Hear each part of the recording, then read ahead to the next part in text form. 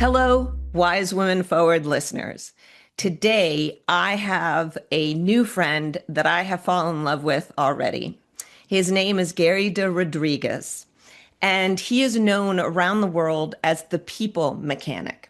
For more than 35 years, he has helped people break through old patterns, heal unresolved trauma, and step into their fullest potential.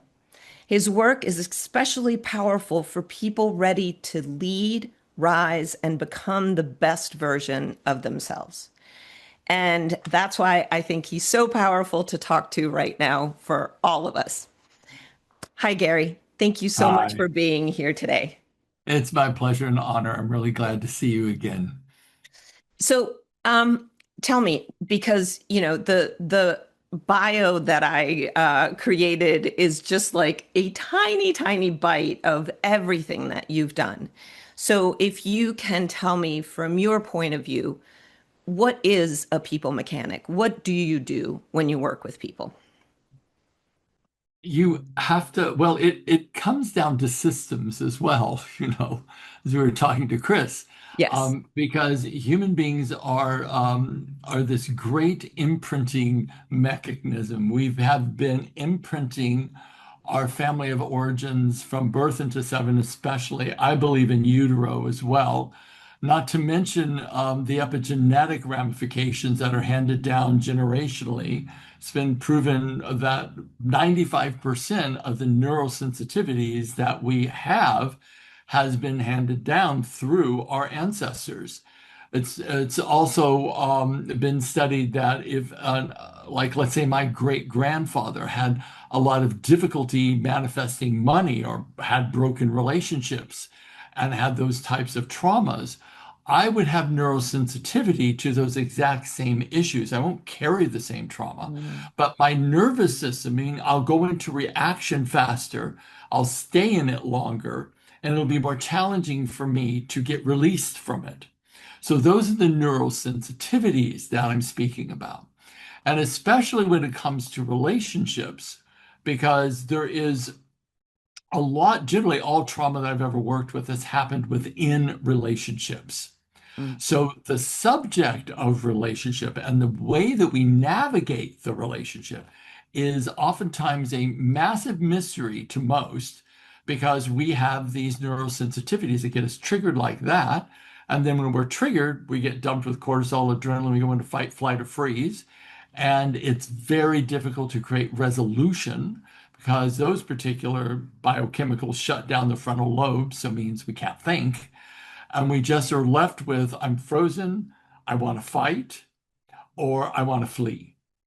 And or I want to retract into this bubble that I just completely shut myself down.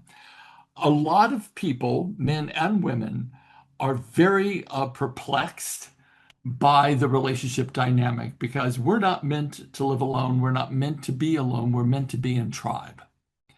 And we're meant to learn how to love in the context of another's shortcomings, magnificence that they have, their dirty toenails, their bad breath in the morning, all of it. We're meant to be able to love beyond appearances. I personally think for myself that learning how to love has been the greatest journey.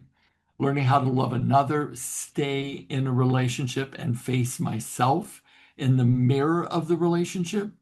That has been the thing I'm most proud of in my life because I used to have a PhD in failed ones. So for me to finally overcome that took me 50 years to do that. But I've been in a very successful relationship for the last 26 years.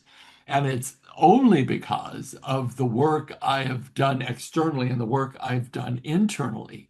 I think it's the best seminar in town to be in a relationship because you see things in yourself you will not see alone. That's fantastic. And I have to say, and I'm sorry, I didn't want to take away from what you were saying by fanning myself. But certainly what you said touched me deeply. And I know that because these days I've learned to see that my hot flashes come when a rush of emotion happens, Mm, right? And that idea that you have a nervous sensitivity to something that could have come down through your genetic makeup is huge. Like, tell me, what are some examples through your work that you've seen or through yourself?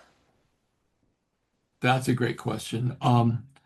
There's two contexts that I think are well, there's many contexts that are important to our everyday existence, but the two that I have seen a lot of issues with is around manifesting money. We have a money imago, a blueprint for money, meaning that if our parents suffered from poverty, or their parents, or their parents, or their parents, we're going to have this uh, not a very well developed relationship with money because, first of all, it's in our DNA. Second of all, we're not taught anything about investing, about how to make money work for you. We're not taught anything. What we're taught is work hard, keep your head down, earn the money, save it, pay off a house if you're lucky, and be able to just trod along and be content with whatever you're earning. Get an education, go way into debt, and then hopefully you make the money back to pay off the debt and then make more. So that is sort of a lot of people's money imago. They have very limiting beliefs around money from what their parents, what they imprinted from their parents, which is I was working with one person who grew up, quite compromised in a more affluent neighborhood, and everyone else had money, but they did not. They happened to be Hispanic background. So what my client had was this racial shame around money Mm. had because they didn't have it. And then because you can't, in this person's mind, he couldn't escape his DNA.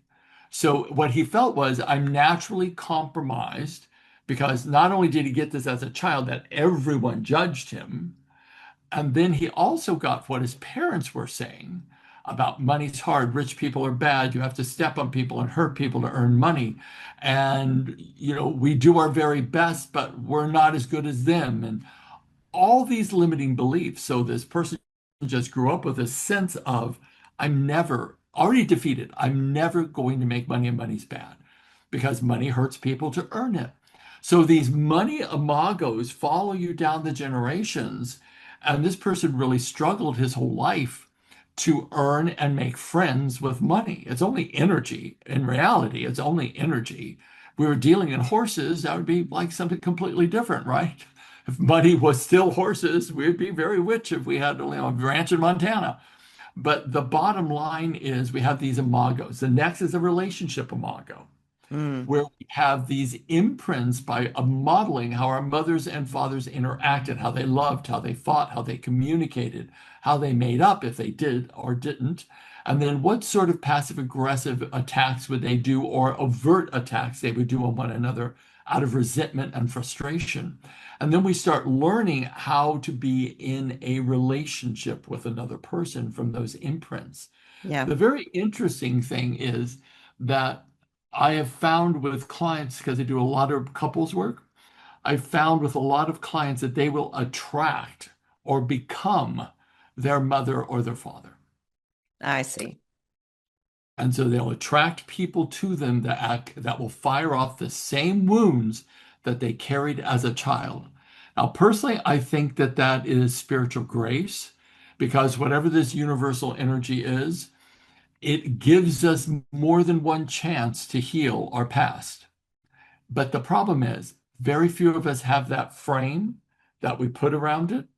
What we put around it is, oh my God, it's just more suffering, when actually it's an opportunity to heal and grow and evolve so we can heal what's happened to us in the origins of it and evolve to the next level of our expression. Yeah. But most of us continue to blame.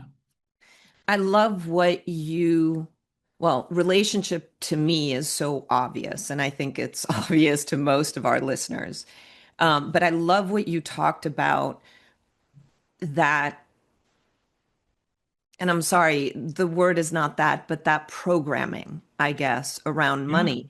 And I think for women, or at least from my experience of myself and my friends and the women that I've worked with, it's so much more intense because, at least still in my generation, we've been so brought up that yes, you go to school, you get a job, etc., but you're meant to find the man to provide for you, right? Or the partner to provide for you. And so you get stuck in a couple of different well-trodden paths, and walking off those paths is terror forming, right? it is. And see, you and I, when we originally talked, I said I've said this in large lecture halls, and I always say I apologize to all the men out there because I'm going to say this one thing. I said women are more powerful than men. First of all, they give birth. They create life. And then I would say to them, try passing a basketball out of your body and see how you feel, what kind of resources you have to build to do that. But the bottom line is culturally, there is, and this goes almost in every culture, that women are less than men, valued less than men, and that women have a certain place they have to play in a box, but not outside that box, or else they're this, and this. But quite frankly, I always think that the most powerful leaders and the greatest geniuses always had a balance between the right and left hemispheres. And terribly toxic masculinity is the one that is, in my opinion, absolutely the greatest risk on the planet because it is short-sighted, it is oftentimes overtly aggressive, and there's no room for conversation, for balance, for mutual understanding, for building bridges of commonality. There's conquer and divide, and I'm making gross generalizations here. However, there is that tendency towards that. Yeah. Whereas women oftentimes will bring in a balanced perspective with balanced power. I remember I had a client once, and for whatever reason, I don't know why, when I first began my coaching practice, I would have 5 to 6 clients a day, 5 days a week for 4 to 5 years. All of them would be molestation or rape victims, all of them. I just attracted that. And I remember one woman said to me, she said, I was being raped and I discovered something. And I said, what did you discover? She said, um, first of all, I feigned like I didn't care. And then when he took off his clothes, she said, oh, this is never going to work for me because that is way too small.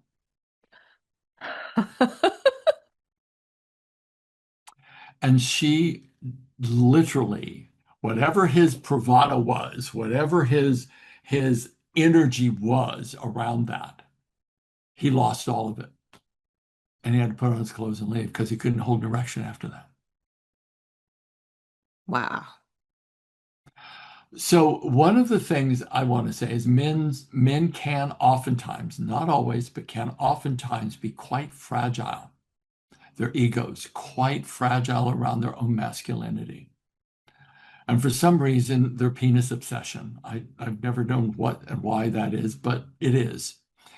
And if a woman had the skill and the balance and the center to create an intervention linguistically for herself when someone's being really overt and aggressive with her, maybe not quite that poignant, but like I Right. just said, but be able to create her own center of power. Because personally, I have seen this over and over and over again. I find that there's no more powerful force than a woman is standing in her power, in her center, and says, no, I don't think so. And does it from the core of who she is. I don't find anything more powerful than that. Yeah, I agree with that. And Mhm. to me, toxic masculinity, it sounds like you're saying the same thing, is the unbalance of a lack of sense of self, right? Because if It you're is. centered, you're not going to go toxic. You're not going to go too aggressive, too demeaning, etc. You're going to have a heart. You're going to have compassion. You're going to have empathy. All of those qualities are part and parcel of power and your own capacity to be strong in a world that oftentimes requires that from you. Because men are pulled in multiple directions, are demanded upon in ways that oftentimes are overwhelming, and they have to be grounded and centered and in their power. Super important, or else they won't survive.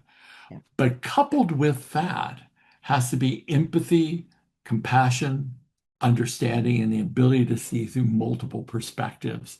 And that's actually what creates a great leader in either men or women, is the ability to be able to navigate all those terrains, those internal terrains, and how we show up in the world and what the world demands from us in that moment.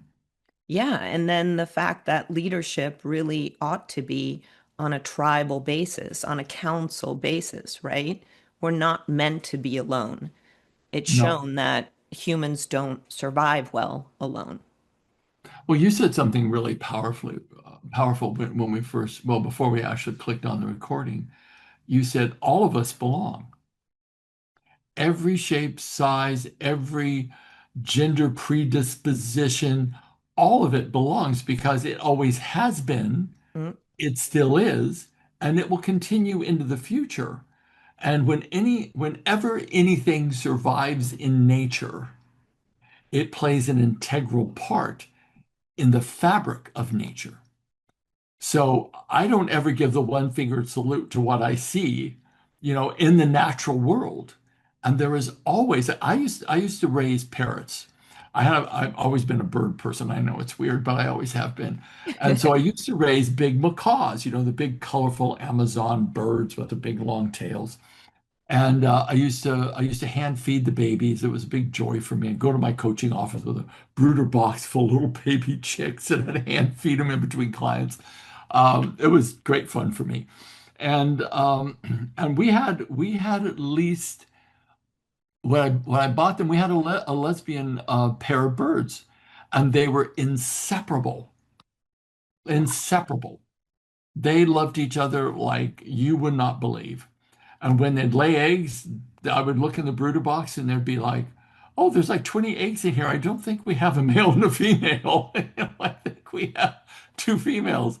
But we kept them together because they were so bonded to one another. And it happens in nature. It's everywhere. This Exactly.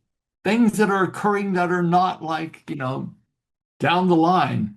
And I think that's important for people to celebrate and for Yeah, people to know. and for humans to let go of our hubris and look at nature to show us the way instead of the other way around, thinking that we should show nature the way. Well, When we first met, you said something, you talked about something that basically brought me to tears. And you talked about how our system, which is patriarchal, so our societal system, traumatizes women from early on. yeah. Remember when I talked to you about, me beginning my coaching practice and I was seeing 5, 6 clients a day, 5 days a week for years, and they were all molestation and incest clients, both men and women, but primarily women. And when I look at how many women have been sexualized too young, the number is absolutely, completely overwhelming. Almost every single woman I have ever worked with has been sexualized too young. Inappropriate touching, from relatives or brothers or cousins or neighbors or friends of brothers. Um, they have been taught to use their sexuality in a way that's not healthy for their soul, to oftentimes protect themselves, are trained that if you do this, you get this. So they do the whole bait and switch, and the nervous system gets conditioned. And before you know it, women are trained not to, and I don't mean trained, conditioned by Mm. society to to actually profit off of the shallowest part of them, which is their attractiveness, rather than the heart and soul, intellect, value, wisdom that they actually carry. And so women oftentimes will get pulled out of their center just to survive and make it in the world. And I find that like an absolute tragedy that that's occurring. So some of the greatest minds that could be being built right now are trained to be doing selfies in the park or selfies wherever they are and getting likes, and that's what their worth is based on how many likes and how clever they can be on a little TikTok video. And that what that does is it pulls them out of their center into this really false fabricated world of nothingness and makes them believe that that's their value. Yeah. And that starts from a very young age. It's tragic. It's tragic. It can be. It can be. I really do think, however, there's more information on the planet right now than there has ever been to actually heal the ancestral imprints from our lineage, to wake our minds up and understand that literally the world around us is a resonance. And if we get trained to learn how to harness that resonance, we can increase our level of power, and power in a way not like forceful power, but power in a way that this is my identity, who I am, Mm. and come forward with that and stand strong in that. There's an energetic field that issues off the body measurable by science out 15 feet from your body. And that field is really the field of our thoughts that create an internal representation. That internal representation gets represented in language. Through language internal representations, we create emotions, and that emotion is what's felt in that field. Yeah. That's why Buddha said, the thought manifests as the word manifests as the deed turns into habit, the habit turns into character. So it's about us harnessing our thoughts, number one. Next, to transform our language usage from victim to creator, and then have that be part and parcel of how we guide and have our emotional regulation and our self-leadership. Because when we are taught to utilize the power we've been given in a way that builds that power, that's when we stop selling ourselves short. Yeah. And part of that information that is out there is our film, Wise Women, Exactly. Humanity's Untold Origins, because that can help women understand that what they're feeling on the inside, that their importance is way beyond their fertility, their physical beauty, etc., and that they are still useful post menopause, and that they've been standing on millennia, millions of years of sisterhood, of ancestors in that, I think is powerful. I have this metaphor, I'll tell you. It just came to me actually. That when we were children, you played with dolls probably, and I played with little army men. And can you imagine us going into a board meeting? You bring your doll, I'll bring my army men, and during the meeting, we're playing with our little toys from our childhood, right? So think about menopause in this way, because men go through a certain big change of life too. I've just kind of gone through it. I'm like, I'll be 75 in August, and I'm looking at myself going, first of all, how the hell did I get here? How did I get this old? But the other thing is that things that my younger self really valued, It's no longer of value. It's ludicrous. It's irrelevant. It no longer matters. I think the transition through menopause to post-menopause, it's almost like we were trained to play with these things, value these things, and they are now not relevant. This new phase of our lives is about wisdom. It's about contribution. It's about spiritual awakening. It is about our empathy, our power to make changes and touch other people's lives. I really do think this is a point in history of our history that we've come to embody what I believe human life is supposed to be, which we're meant to be angels on the planet in the human form. Yeah. That's what we've come here to be, contributors to one another, healers for one another. But especially when we put down our toys of beauty, our toys of, wearing skirts hiked up to our little butts, when we quit like working out just to look sexually attractive, bring everything into balance and balance it with our heart and the spirit in which we came to express, that's when we step into our power. And that's what I think postmenopause is for women and what it is for men as well. Yeah. Yeah, so I often ask at the end, and Chris and I together often ask at the end, because our podcast is called Wise Women Forward. What do you see forward, for not just women, but for us as a society? I think you've already just answered that, but if there's anything that you want to add, what's Yeah, your there vision? is. There is. Someone asked me once, Gary, you talk about contribution to people and you talk about showing up and you talk about all those things and you teach people to soften their trauma from their past so their hearts can awaken in them. That's kind of what I do. But the bottom line is this is about urban spiritual practice. The point is, I used to live in Santa Fe, New Mexico. I had a school there for years.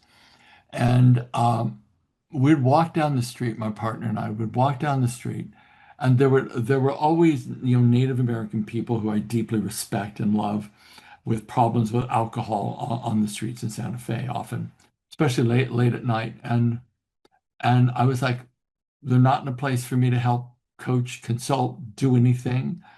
But the most powerful thing that I can do is I can do a prayer for them as I walk by. And so we would do a prayer, right? And we would say, like, please, God, let them find the love they need to heal the heart inside of them. Let them return to their wholeness. And we'd walk past them, but we'd be doing a prayer for them. Now, sometimes people think, well, that's not going to make any difference. There was a story I heard once where a woman had died. She was in a horrible car accident and she had left her body. She was above her body. And the woman who told this story was the woman who was driving by her on the freeway doing prayers for whoever was in that car. And as this woman was above her body, she could feel the prayer and see the license plate of the car doing the prayer as they drove by. She remembered the license plate. She wasn't meant to die. She came back down in her body. When she recovered, she contacted that woman and thanked her for doing the prayer for her as she drove by. So the thing I think that we all have to realize that science has proven there's 11 different dimensions vibrating at different frequencies, interacting with our three-dimensional world. So we have to understand that our thoughts, our emotional states, our intentions make impact on the world. This isn't metaphysical woo-woo stuff, it's science. Now it's neuroscience. So what we need to start doing is understanding the power we have, and with the intentions in our hearts, be able to extend that to one another. Do a prayer for another person. Talk to a person, show up for a person as best you can, but at least at minimum, set an intention that that individual finds their way. That's beautiful. That's beautiful. So, to from your mouth to spirit's ears. How's that? I know that we're supposed to be here to do spiritual work and whatever that means to you. Spirit work may be the wind through the trees, maybe a religion, maybe a meditational path, maybe just a smile on your face when you walk by someone who's really in pain and just tell them, I hope you have a better day. Something that we require to do to shine forward that possibility to other people. And then I think we start to feel uplifted ourselves. Every gift of kindness we give out, we receive back tenfold. Yeah. Yeah. So, Thank you, Gary. Thank you so much for being with us today. And I wish you continued phenomenal days and the same to everyone you work with.